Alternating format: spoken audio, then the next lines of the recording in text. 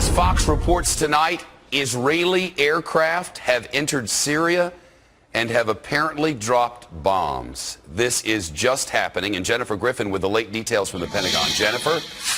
Shepard, I've just confirmed with a U.S. official that the Pentagon does believe that Israeli warplanes did cross into Syrian airspace overnight and dropped several munitions, bombs, if you will, on a warehouse that was believed to be containing conventional weapons. It was not a chemical weapons facility, I'm told.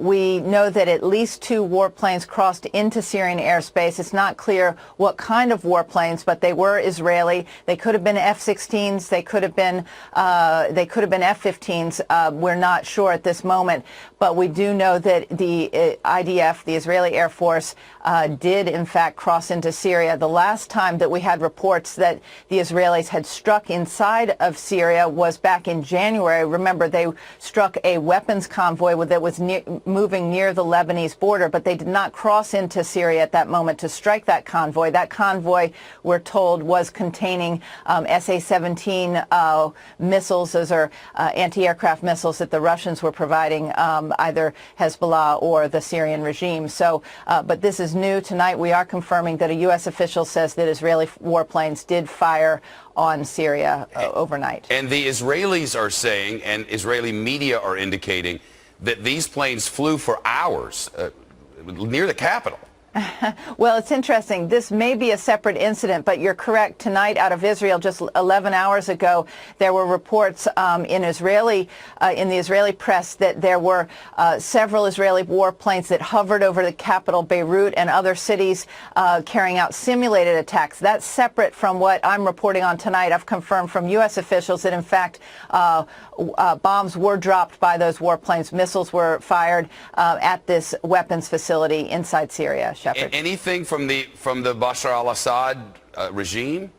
We've not heard any reaction of it as of yet. We know that the regime has been in a great push to push the rebels out of a stronghold in the 3rd largest city, Homs. We don't believe that the Syrian regime has been very effective in recent days, but there's been a big push to try and get the rebels out of Homs, the 3rd largest city there. So there's been a lot of activity. And of course, this week, the very unusual, rare public appearance by Bashar Assad in the capital, Damascus. He went to an electricity plant, and then he issued a statement to his nation.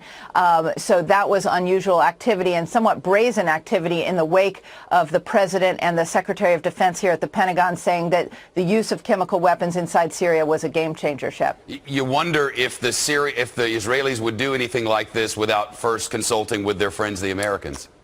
Well, I've spoken to many people in the last 24 hours who are very aware of the intelligence sharing and the relationship between the Israeli defense forces, the Israeli leadership, and Washington right now. And they say that they are consulting on almost every piece of intelligence, as well as any moves within the region with regards to Iran, as well as Syria.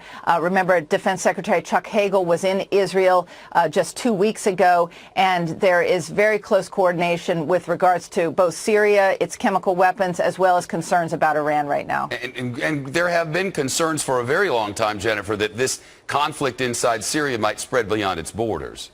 Well, that's the real concern, and that's why you've seen such strong lobbying. We learned that last Friday, King Abdullah of Jordan was down in Tampa, Florida, on a very unusual visit to CENTCOM, Central Command. He had dinner there with General Lloyd Austin, as well as a Special Operations Commander. Those are the people, since his country neighbors Syria and is also neighboring Israel. King Abdullah of Jordan is very concerned, as you know, about this conflict spilling over into his kingdom. He's also allowed the U.S. to base 200 U.S. military personnel in his country, which is an unusual public announcement by the Pentagon that they were sending 200 U.S. forces there. Less unusual that they would do it, more unusual that they would talk about it. Jennifer Griffin at the Pentagon with the new information that the Israelis have struck inside Syria. Updates as they come in throughout the night on Fox News Channel.